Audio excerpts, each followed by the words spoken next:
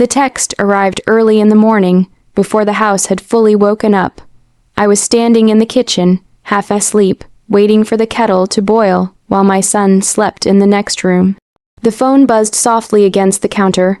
I glanced at it without thinking, expecting nothing more than a reminder or a casual message. It was from my mother. "We're skipping your son's birthday this year. Trying to save money. Hope you understand." I read it once. Then again, then a third time, slower, like maybe the words would rearrange themselves into something kinder. They didn't. No good morning, no we're sorry, no tell him we love him. Just a clean, careless sentence. As if she were canceling a lunch reservation, not rejecting her own grandson. My chest tightened, the kettle began to scream, but I didn't move.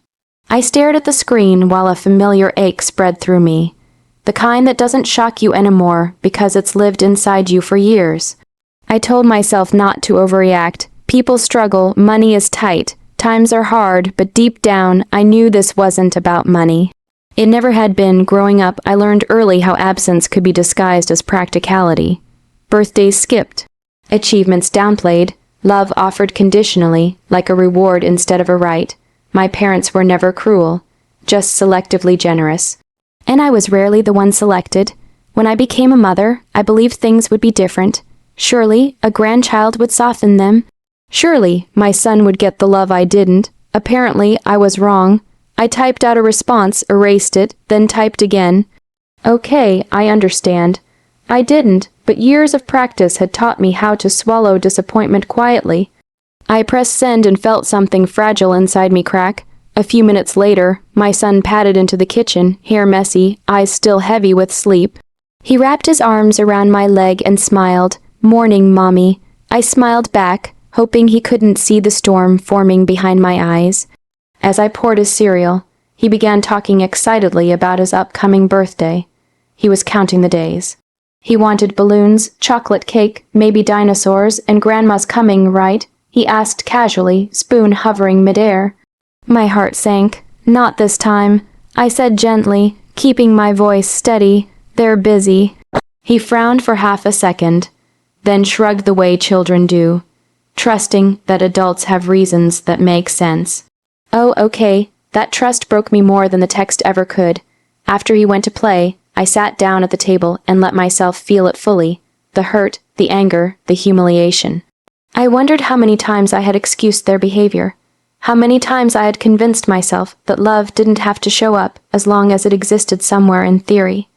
I thought about the gifts they sent my sister's kids, the weekends they made time for, the effort they found when it mattered to them, and I realized something painful and clear. This wasn't forgetfulness, this wasn't hardship, this was a choice.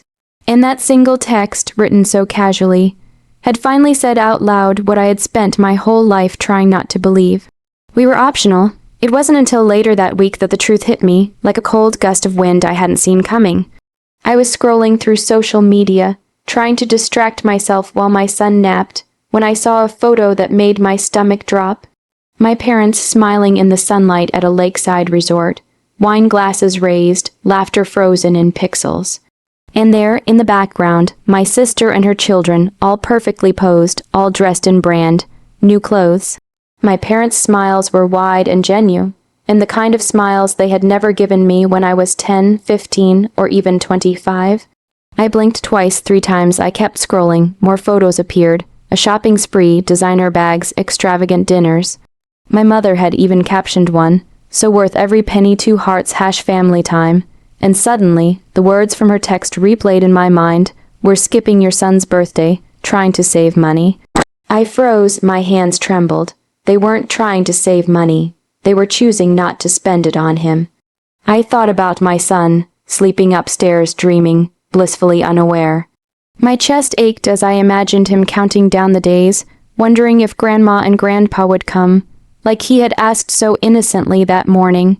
And they weren't coming because he didn't matter enough. A flood of emotions crashed over me. Anger, sorrow, disbelief, and the sharp sting of betrayal. Not just betrayal for a missed birthday, but the betrayal of everything I had believed. That family loved unconditionally, that grandparents cared, that my son would be treasured. I remembered all the times I had made excuses for them. They're tired, they're busy, they'll make it up later. Every one of those excuses now felt like a lie I had been telling myself to keep my heart from breaking. I wanted to confront them immediately, to yell, to cry, to demand the truth, but the more I thought about it, the more I realized that confrontation would be hollow. It wouldn't change the past. It wouldn't erase the hurt in my son's eyes or the disappointment he would feel. Instead, I let myself feel it fully, letting the pain sink into my bones. I cried quietly in the living room, feeling the betrayal not just as a mother, but as a daughter. I remembered my own childhood birthdays, the hollow seats at the table, the whispered excuses, the invisible love, and I realized they hadn't changed. Not for me, not for him. I made a decision then, one that surprised even me. If they wouldn't show up for him, if they wouldn't give him the love they gave so freely to others, then I would. I would be his family. I would be his birthday.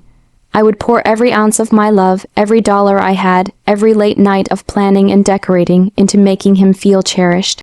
They had chosen to betray us, but that didn't mean I would let it break us. As I held back tears and wiped my eyes, I whispered to the empty kitchen, to the sun shining softly through the blinds, to the quiet house, "You may skip his birthday, but you will never take his joy, you will never take my love." It was the first time I felt the faintest spark of something powerful amidst the heartbreak strength. Quiet, determined, unwavering strength. And in that moment, I realized, sometimes the truth hurts worse than lies. But the truth also has the power to set you free. The days between the truth and my son's birthday stretched out like an eternity. Every morning, I woke with a dull ache in my chest, a quiet rage simmering beneath the surface. I didn't call my parents. I didn't explain myself. I didn't ask for apologies that would never come. I simply prepared. My son, blissfully unaware, drew pictures of dinosaurs and superheroes, talking endlessly about balloons and cake. Each time he mentioned Grandma and Grandpa, my stomach twisted, but I smiled. He deserved joy, not bitterness. And so I carried the pain quietly, letting it shape me into someone who could give everything to him that he deserved, even if it meant doing it alone. Money was tight, barely enough to cover rent, groceries, and the small luxuries I allowed myself for him. Yet somehow I found a way. I scoured thrift stores for decorations, spending hours choosing colors that would make him gasp. I baked the cake myself, measuring sugar and cocoa with trembling hands, trying not to burn it in the oven.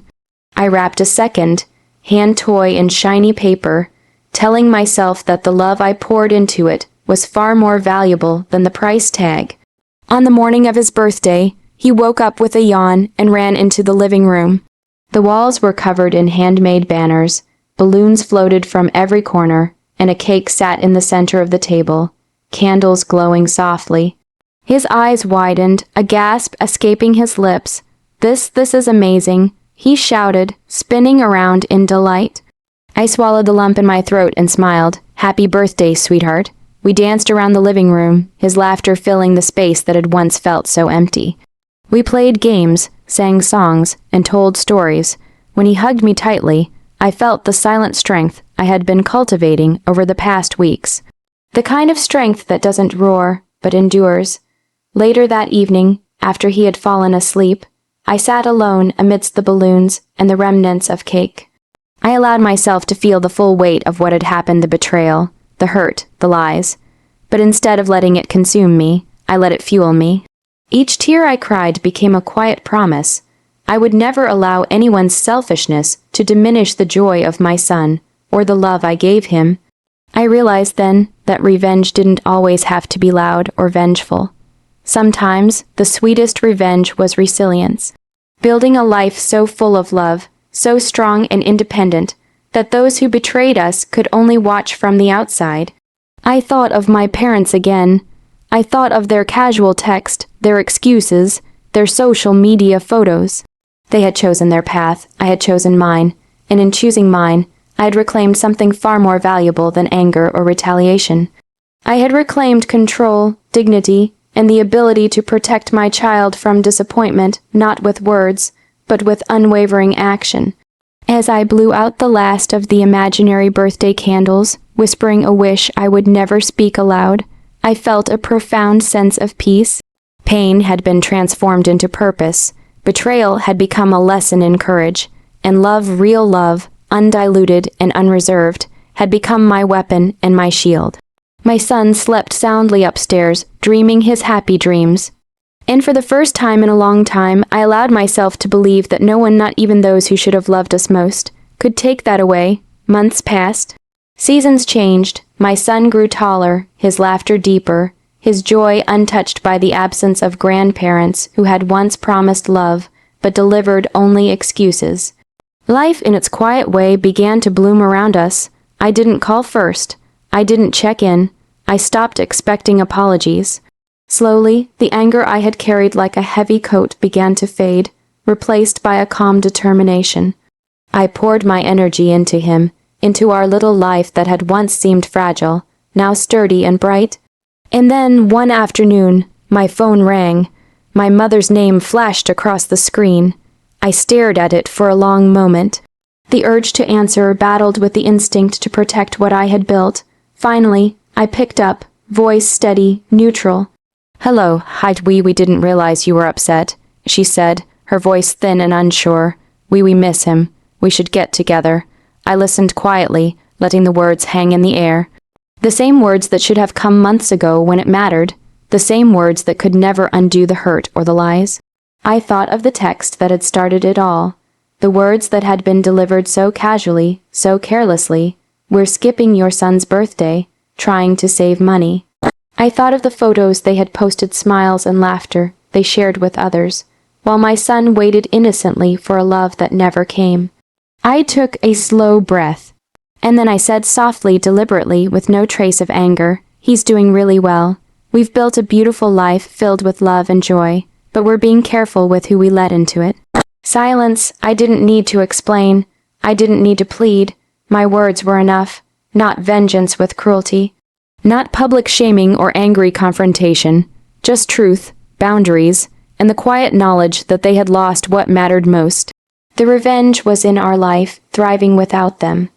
It was in his laughter echoing through the living room, in the little traditions we had built ourselves: pancake Sundays, bedtime stories, tiny handmade surprises that cost little but held the world. In their love, it was in the stability, the happiness, and the strength that could never be bought or borrowed. Weeks later, my son celebrated another birthday. Candles flickered, balloons swayed, and he looked at me with those bright, trusting eyes. "Thank you for always choosing me," he whispered, his small hand clutching mine, and I knew then that the sweetest revenge wasn't about hurting them. It wasn't about making them feel the pain they caused. It was about thriving, despite them. It was about showing, silently but unmistakably, that love and dedication could create a life they could never touch, no matter how much they wanted to. Sometimes, revenge isn't fire. Sometimes it's water. Patient, steady, and inevitable.